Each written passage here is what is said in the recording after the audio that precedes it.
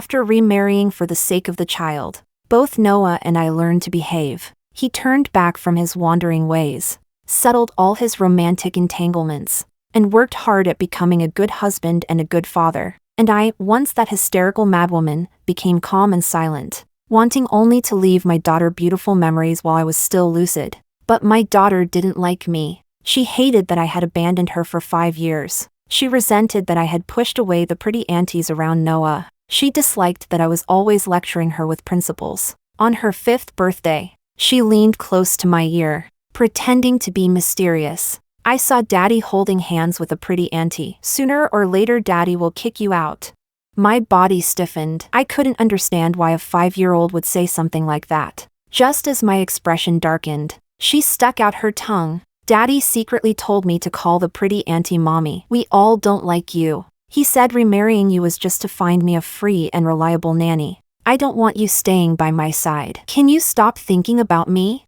The blood in my body froze. I gave a bitter smile. As you wish, I've been diagnosed with Alzheimer's. I'll forget you very soon. Chapter 1. When my daughter saw my face change, she smiled smugly. Tonight I'm going to tell Daddy I don't want to call you Mom anymore.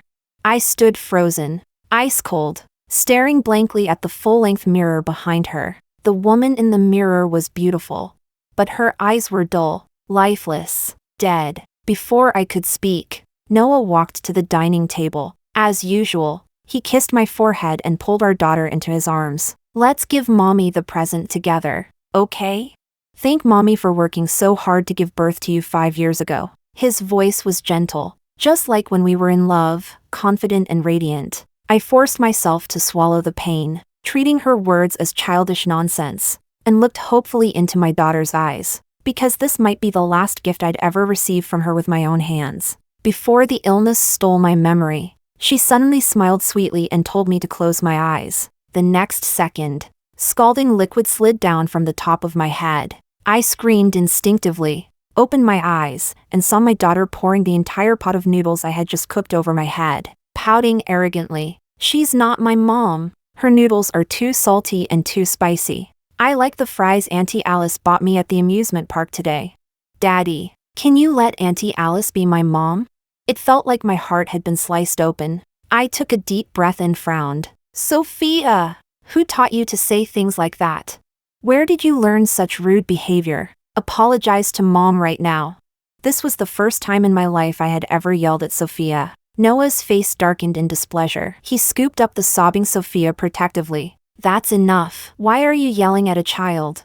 I panicked and tried to follow, but saw Sophia make a face at me behind Noah's back. I stood there in a daze and suddenly realized Sophia had been ruined by Noah. From the bedroom came my daughter's coquettish whining and Noah's low, indulgent replies. This image of a loving father and cherished child was something I had never once experienced. 5 years ago, on the way to the hospital because of fetal movement, I found a pair of lace panties Noah had dropped between the car seats. I couldn't fight for my daughter, but I insisted on fighting for my pride and left with nothing. After the divorce, he apologized again and again, saying he had his difficulties. He used our daughter as leverage to force me into remarrying. For 5 full years, he didn't let me see the child I had nearly died giving birth to. Finally, at the beginning of this year, I gave in, because I was diagnosed with Alzheimer's. I was scared my daughter would grow up without any memory of her mother. And even more scared that I would forget everything myself. Even if remarrying felt like swallowing a dead fly, I still nodded and agreed. I thought that at least he might feel some guilt, having learned to cherish what he lost. But I never imagined that all he wanted was a nanny who would devote herself completely to Sophia.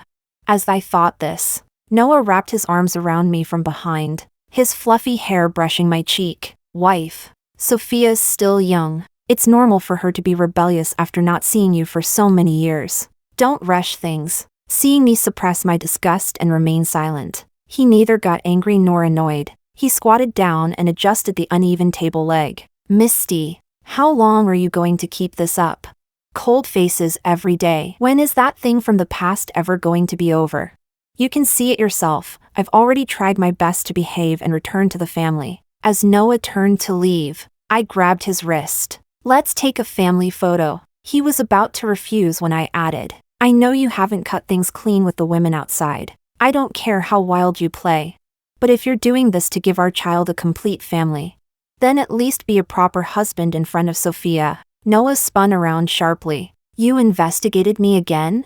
He reached for my shoulder. In the scuffle, a diagnosis report slipped from his pocket. My heart clenched as I stiffly watched him reach down. But at the very last second, his phone rang. Alice was calling for help. Noah hurriedly kissed my lips. I'll explain everything when I get back. Then he turned and left. I smiled bitterly and picked up the diagnosis report, only to notice a sparkling diamond ring under the table leg. So that's what he used our wedding ring for, to prop up furniture. Along with the tears came endless, agonizing memories. Back then, right after giving birth, Noah's affairs came knocking at my door. She mocked me, showed me photos and videos, and even handed me her pregnancy test results.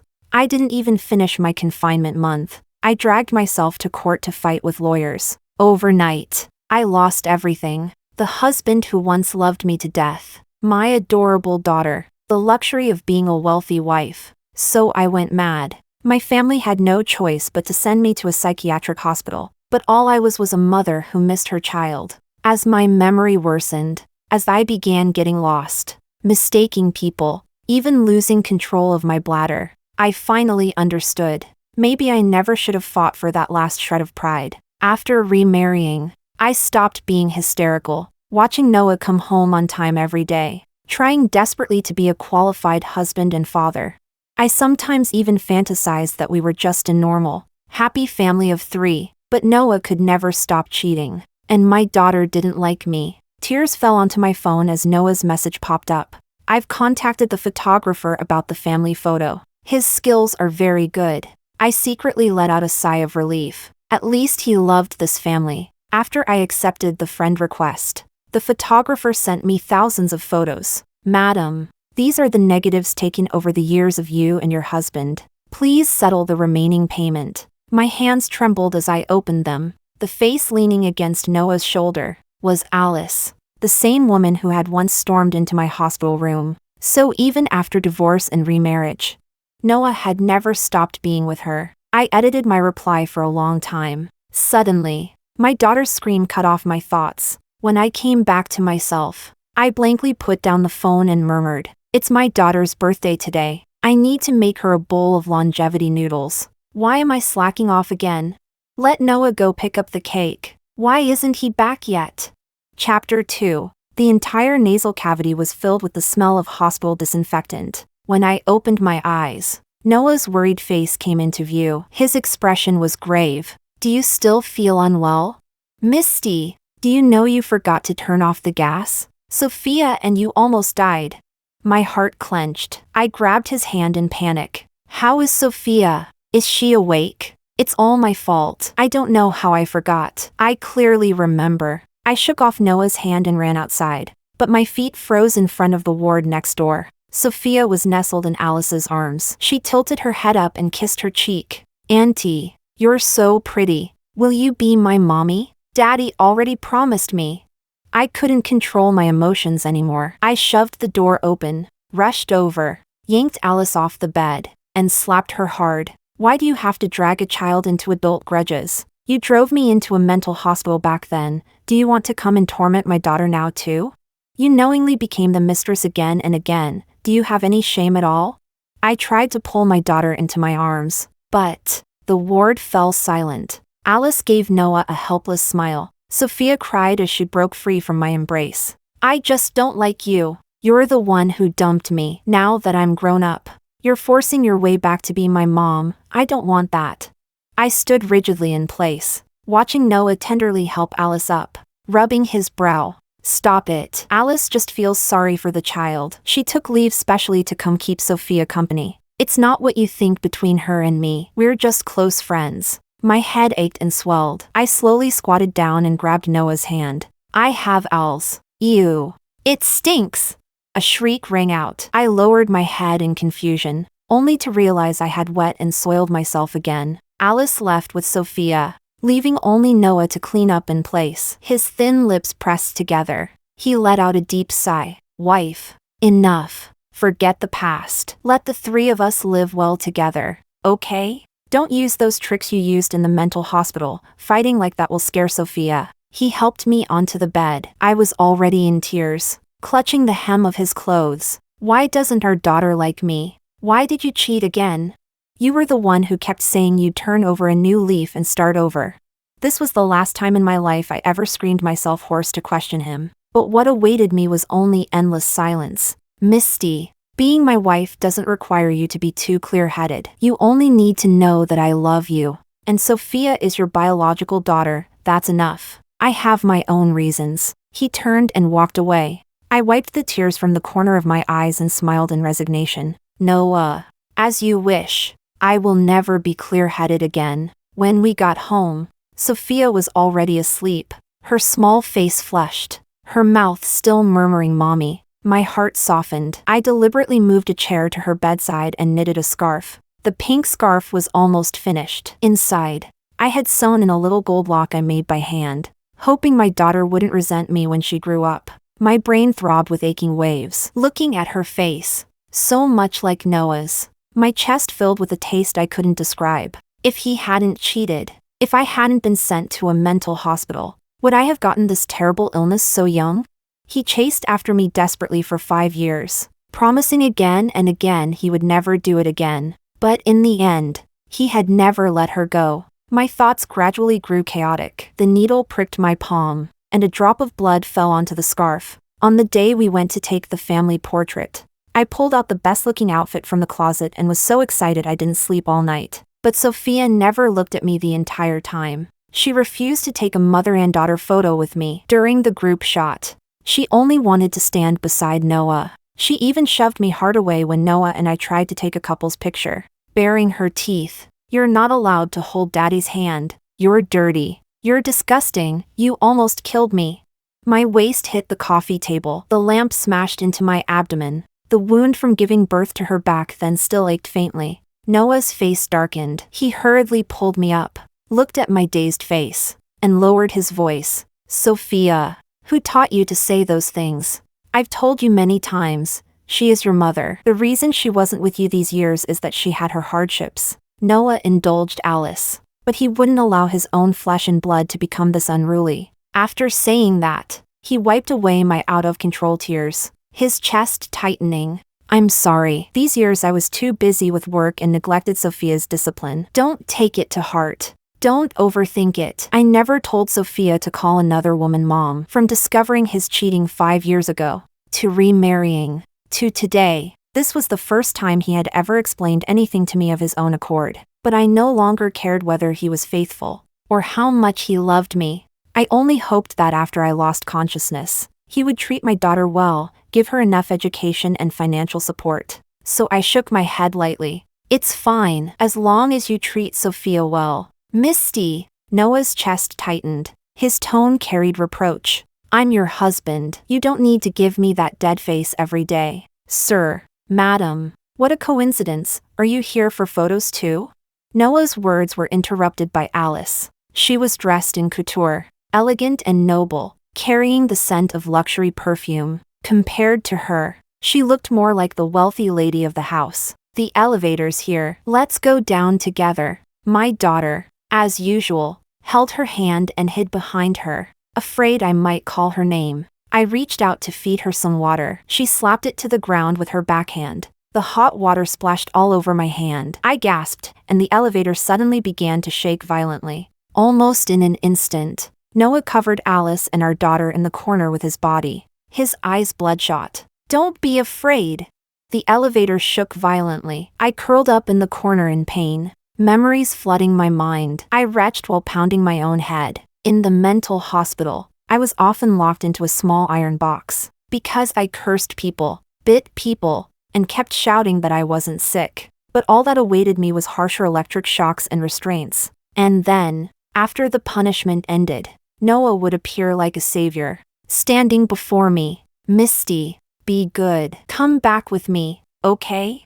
Your child misses you very much. The next second, my brain roared. After the elevator reached the floor, Noah finally turned around and saw me, and the patch of scalp I had ripped off with my own hands. He shot an annoyed glance at the smug woman in his arms, guilt rising in waves. He crouched down and rubbed my hair, his voice hoarse. Are you okay? Just now.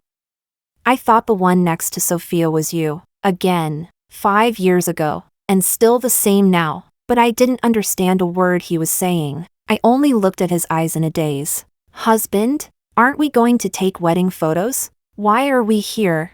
Chapter 3. Noah looked at the innocent smile on my face and felt momentarily dazed. He had almost forgotten this version of me, bright, warm, with eyes full of love. 5 years ago, when he cheated with Alice. It really was just fooling around at first. When Alice failed to seduce him, she secretly left a lace underwear in his car. But no matter how he explained it, I refused to believe him. What should have been the happiest days of two people becoming parents turned into a day of absolute rupture. From that day on, I never looked at him like this again. Thinking of this, Noah's expression softened. Don't talk nonsense. Today we're here to take family photos with our daughter. I leaned against the man's shoulder innocently and glanced in confusion at Alice and the little girl standing in the corner. Husband.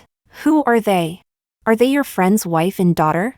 At that very moment, Noah's nose suddenly burned with soreness. He thought I was using humor to hide my inner pain, but the more understanding and gentle I was, the more his heart ached. He suddenly realized that a man's growth often comes at some ordinary moment. He no longer wanted to let me down. Don't worry, I'll deal with those romantic debts outside and give you an explanation. You're my wife. If you want to be angry, just be angry. You don't have to be so careful. After softly escorting me home, Noah turned around and left. I lay against the pillow, racking my brain, wondering who that exquisitely beautiful little girl was and why she looked so much like Noah. Could she be Noah's illegitimate daughter?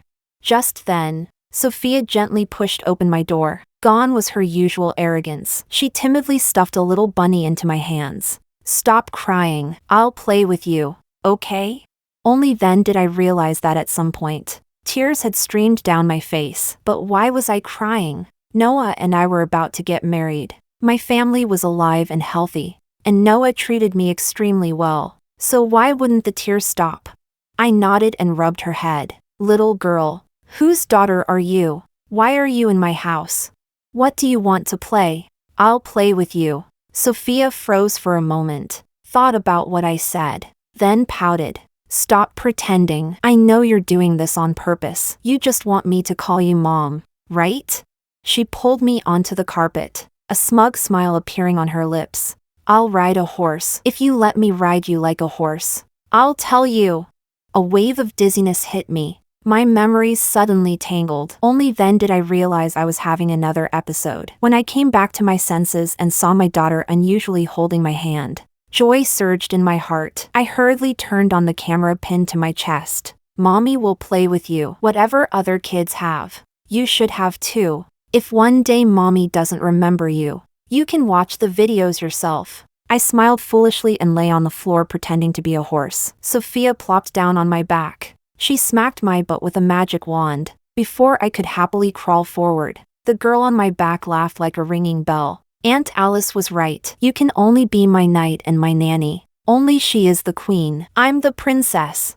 A suffocating pain surged in my chest. Dense waves of bitterness and pain wrapped tightly around me. When Noah pushed the door open and heard Sophia's words, panic struck his heart. He rushed over to explain, but I had already returned to calm, letting Sophia snack and watch TV beside me. In the past, I had been quite strict. These things were once forbidden at home. Before, even the smallest action from Sophia would make me secretly cry. But now, I simply sat quietly, knitting a scarf. Noah tightened his grip on the bouquet of roses, suppressing the bitterness in his heart. Misty, happy birthday. I've already taken care of those messy things outside. Don't worry, I was really a bastard before. Always thinking that fooling around didn't matter. But now I finally understand. Wife is the sky. Daughter is the ground. You are the ones I should cherish and protect. My hands froze mid-stitch. So today was my birthday. It had been 5 years since anyone had wished me a happy birthday. Just as I reached out to take the flowers, a high heel suddenly appeared, smashing the bouquet to the ground. Along with it, the scarf in my hands fell as well. My heart tightened. I instinctively bent down to pick it up. But Alice yanked my hair hard. She dragged me onto the balcony and screamed at Noah through tears. Why is it that you can just say I've turned over a new leaf and abandon me?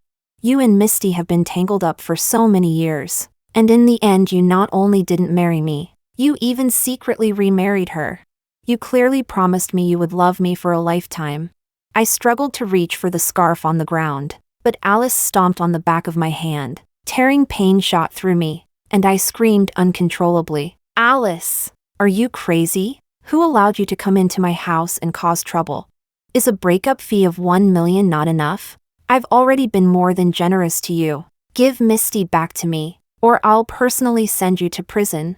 Noah's eyes were bloodshot, his fingers trembling as he looked at me being shoved toward the edge of the balcony. I could no longer control my shaking. Sophia, pick up the scarf. Don't let it fall apart. That's what Mommy gave. But the next second, Sophia, who had been watching the drama from the side, suddenly pounced like a kitten. Joy surged in my heart, and I instinctively opened my arms. But what awaited me was her head slamming into me. I instantly lost balance and crashed heavily to the ground. Consciousness faded away. When I woke up groggily, the man's eyes were red, and the girl beside him was crying her heart out. Wife, it's my fault for not cutting things clean with Alice all these years. Mom, I'm sorry. I just wanted to play with you. But I tilted my head and asked innocently, who are you?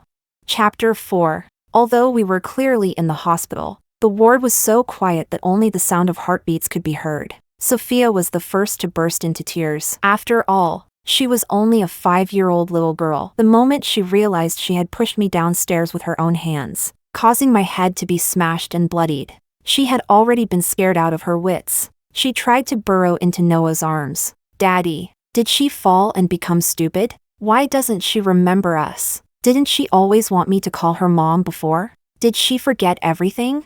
Am I going to be sent to jail? Woo-woo. Noah's heart sank heavily as he looked at the medical records the doctor had just brought over. His knuckles turned white from how tightly he clenched his fists. How could this be? How could this be?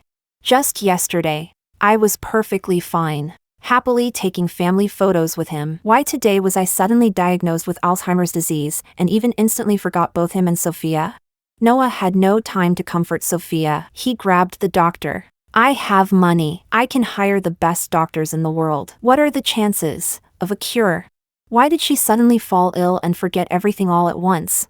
The doctor sighed and shook his head. She's been ill for a long time. During this period, she was only forcing herself to hold on, which is why she looked like a normal person. Years of depression and mental trauma, combined with the severe impact from this fall, her chances of remembering are almost zero. But perhaps, occasionally, she might remember some very important people. Noah's legs went weak, and he collapsed to his knees. He grabbed my hand and opened his mouth. But no matter how hard he tried, he couldn't make a sound. No wonder my cooking was sometimes too salty and sometimes completely unsalted. No wonder I forgot to turn off the gas. Forgot that I was even taking family photos. No wonder I suddenly looked at him with eyes full of love. So the reason this stubborn woman of mine agreed to remarry was only because she wanted to leave good memories for him and their daughter while she still remembered. Thinking of this, Noah closed his eyes. When he opened them again, they were filled with tears.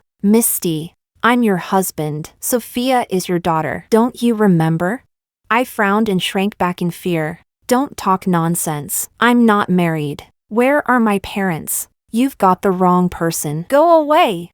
I looked at the strangers in front of me, yet in my heart there was an indescribable sense of familiarity. Noah's voice trembled violently, unwilling to accept it. He rushed forward and gripped my shoulders tightly. You really don't remember me? We were together back in college. You said you would love me for a lifetime. Don't you remember? My body stiffened. A flash of surprise crossed my eyes. Under Noah's hopeful gaze, I hesitated and spoke tentatively. You are the second male lead? Noah felt like he was about to go insane. Second male lead. I had forgotten my daughter, forgotten him, yet I still remembered my first love. The second male lead. A sharp bitterness surged in his heart. But no matter how many photos and videos he showed me, no matter how gently he explained or how long he talked, I simply couldn't remember him. Left with no other choice, he had to take me home first. Under his patient guidance, my resistance finally faded, and I was willing to stay in the house. For a long time, it seemed that nothing much had changed between us seen from the outside. He went to work as usual. Sophia went to kindergarten. I stayed at home alone, waiting the whole day away. He would still send me flowers every day like when we were dating. He brought me my favorite cakes and jewelry, and even personally made soup for me. Sophia had changed too. It was as if she had grown up overnight. She no longer spoke harshly to me, nor did she mention Alice's name in front of me anymore. Sometimes she even brought back small biscuits from kindergarten and shyly handed them to me. But somehow, everything had also changed. I no longer rushed to pick Sophia up, no longer paid attention to her every expression. I no longer complained about Noah smelling of perfume, nor did I throw tantrums or make scenes to dig out some mistress outside. At home, I felt more like an out-of-place stranger. This seemingly peaceful balance completely collapsed one weekend. While I was hiding on the balcony basking in the sun, I suddenly saw the scarf in the iron box unraveling into loose threads. Sophia was playing with scissors. I screamed sharply and rushed over without thinking, pushing her away. "Don't touch it. This is mine. I made it as a gift for my daughter. You're not allowed to mess with it." Sophia's head hit the sofa. She was terrified. Noah ran out from the study, exhaustion written all over his face. He was no longer gentle or considerate. Instead, he raised his voice and roared, "Misty, that's enough. Open your eyes and look carefully. This is your biological daughter. If you keep treating your own daughter like this, she'll like you even less." "Daughter? Like me?" I tilted my head and smiled sweetly. "I know, the one she likes is Alice. She never liked me in the first place." Chapter 5. Noah's pupils trembled slightly as he pulled me into his arms. It seemed like he was about to burst into tears the very next second. "Wife, did you remember? I knew it. You wouldn't forget. You couldn't bear to forget." I was squeezed so tightly that I could hardly breathe. I gathered all my strength and pushed him away. "You're Alice's husband, and she's Alice's daughter. How can you hug me like this?" I explained in a panic, fumbling to take out my phone to message Alice. Noah's heart sank bit by bit. He snatched my phone away. He was about to lose his temper. But then he saw the chat history between Alice and me. From 5 years ago until now, Alice had sent me messages almost every day. Sometimes they were provocative words, other times, vaguely intimate photos, but almost none of them were real. Noah narrowed his eyes. His heart instantly felt hollow. No wonder I insisted on divorcing him. No wonder I was no longer willing to be close to him. So it was all Alice's doing. Whether it was the lace underwear back then, or the so-called mommy-type girlfriend some time ago.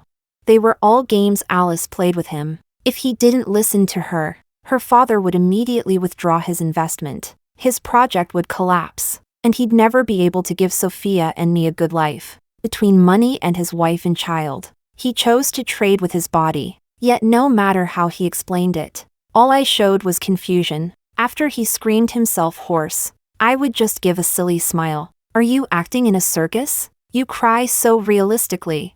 Sophia didn't understand what amnesia meant. She only knew that the woman who used to cling to her all the time suddenly didn't like her anymore. For a child, she was just trying to hide the anxiety and awkwardness in her heart in her own way. She liked me, she liked Mom, but she didn't know how to say it. She pushed away Noah, who was already crying uncontrollably, and handed me a carefully prepared gift. She bit her lip shyly. "Mom, I didn't do it on purpose. I really like you. I'm willing to call you Mom." I slowly lowered my head. It was a carefully painted watercolor. Inside was a happy family of 3, though I felt confused. Out of politeness, I casually grabbed the iron box behind me and placed it into her hands. "Thank you. When your mom comes later, give this gift to her yourself. With such a good daughter like you, she'll definitely be very happy." I turned around and left, shutting the door tightly behind me. Only Noah and Sophia were left standing there, staring at each other in shock. Sophia casually took out a pinhole camera and turned on the projection. She froze instantly. In the image, I was wearing my favorite dress, deliberately choosing the pink color Sophia liked. I sat by her bed, gently kissed her forehead, my eyes full of tears. Sophia, when you see this video, is mom already sick? But I firmly believe that even if mom is sick, I'll still remember you and dad, because mom loves you. I'm sorry that 5 years ago I selfishly left you behind, even though your dad made a mistake. For your sake, what pride was there left for me to hold on to? So I regretted it. I hated myself for missing 5 years of your life. And I hated myself even more for being unwilling to endure even a little grievance. Clearly, your dad treated me very well. He just made a mistake that all men make. The image cut off abruptly. I waved goodbye.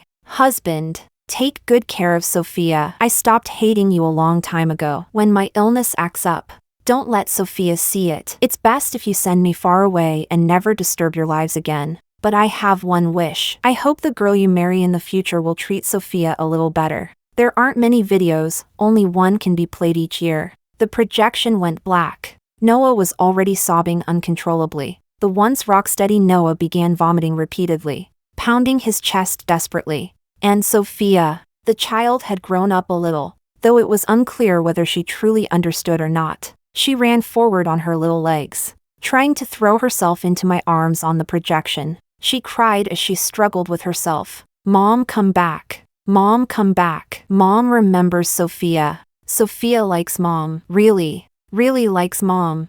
Suddenly, a series of urgent knocks sounded at the door. Nanny Wang stood there, her face pale with panic. Sir, madam is missing. She's wandered off.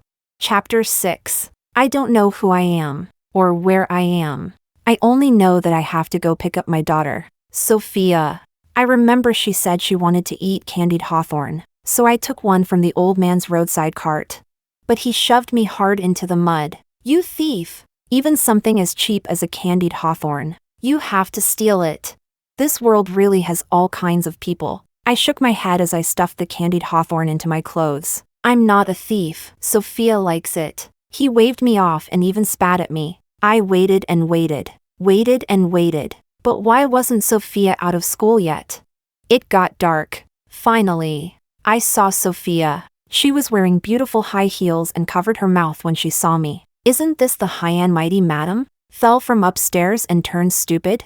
I'm telling you. So what if you remarried? As long as my dad is around, Noah will never cut things off with me. If he could divorce you once for me, he can divorce you a second time. I didn't understand what she was saying. I grabbed the candied hawthorn in my arms and stuffed it into her mouth. Her lips were smeared with bright red strawberry syrup, and she cried from how good it tasted. Hee. I knew Sophia liked it, but it was dark, and I wanted to go home. Yet no matter what, I couldn't find the way back. I racked my brain, thinking and thinking. Noah had taught me. He knew I liked osmanthus, so he planted osmanthus trees all along the road home. I ran forward nervously. I stumbled and fell onto the zebra crossing. Just as I tried to get up, I suddenly saw Noah driving toward me.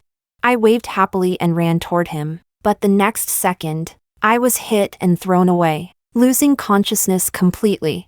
Noah stood frozen at the crematorium, watching my body being pushed in. When it came out again, there was only a small box left. He trembled as he took it. He squatted on the ground, dazed, kissing my urn. Sophia ran over and tugged at Noah's sleeve. Daddy, is mommy playing hide and seek? Why has she been hiding in there for so long and still won't come out? Can you tell mommy that I won't cry for candied hawthorn anymore? I won't watch TV or be greedy for fun anymore. Can you ask mommy to still like Sophia, okay?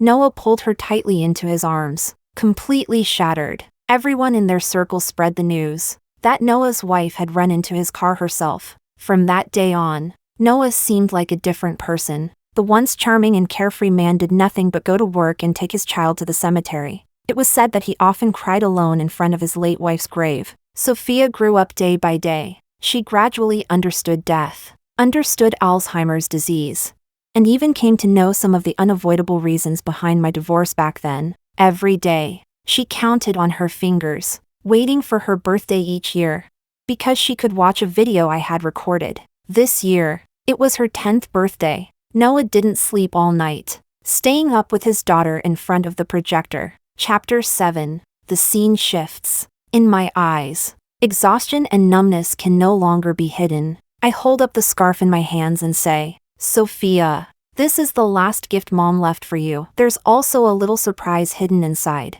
I've already forgiven your dad. Ever since we remarried, he's treated me extremely well. Adults call this a prodigal son returning to the right path. Even though you still don't like Mom, I've never regretted giving birth to you. You are my only hope for staying alive. The scene shifts again. It's Sophia dumping a bowl of scalding hot noodles over my head, crying and saying she doesn't like me. It's Noah stuffing the engagement diamond ring under the table to prop it up. It's him protecting Alice in his arms when the elevator goes out of control. And in the final scene, it's Sophia making me crawl on the ground like a horse, then saying I'm just her knight. Abruptly, it ends. No matter how Noah adjusts it, there's nothing more. I never finished recording the video. I fell seriously ill before I could. Sophia throws the remote away and charges out like a little calf. From afar, I watch her. I want to reach out and wipe away her tears, but my hand passes straight through her body. She runs to the landfill,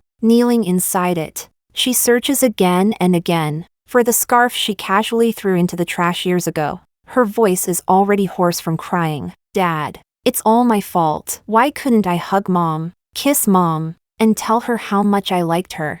Mom, I'm sorry. It's all my fault. I was too immature. My soul has already grown faint. I follow her weakly, smiling bitterly. Sophia, Mom never blamed you. Not even once. I only hope you grow up well. And always remember that there was a mom and a dad who loved you very much. Noah turns sideways and runs out of the garbage heap. He finally loses control and breaks down crying. The emotions he had suppressed explode. He half kneels on the ground and coughs up a mouthful of blood from his heart. Wife, it's my fault for having no boundaries. For indulging Alice again and again as she hurt you. It's all my fault. If it weren't for me, you wouldn't have gotten sick. And you wouldn't have died. Hearing him explain everything from beginning to end, my heart can't help but ache. So that's how it was. He only wanted to give Sophia and me a better life. So his explanations back then were all true. But I'm already dead. The misunderstandings between us can never be resolved in this lifetime. At the very end of my life, I smile in relief. What is meant to be will be. What is not meant to be cannot be forced. Perhaps our fate was simply too shallow. 8 years later, Sophia is 18. Noah has already arranged all company matters in advance, leaving all his assets to Sophia, watching her grow day by day, her brows and eyes becoming more and more like mine. He drifts into a daze. The two of us have wronged her in this lifetime. He rubs Sophia's head. The day your mom died, she insisted on going out to buy you candied hawthorn to pick you up after school. She truly loved you more than anything. I hope you'll always remember her. Remember Dad. And remember that the three of us were a family. Sophia. Dad can't hold on anymore. Dad really misses her. After Sophia turned 18, there were no relatives left in this world. But the two people who loved her the most were forever leaning on each other, never to be separated again in this lifetime.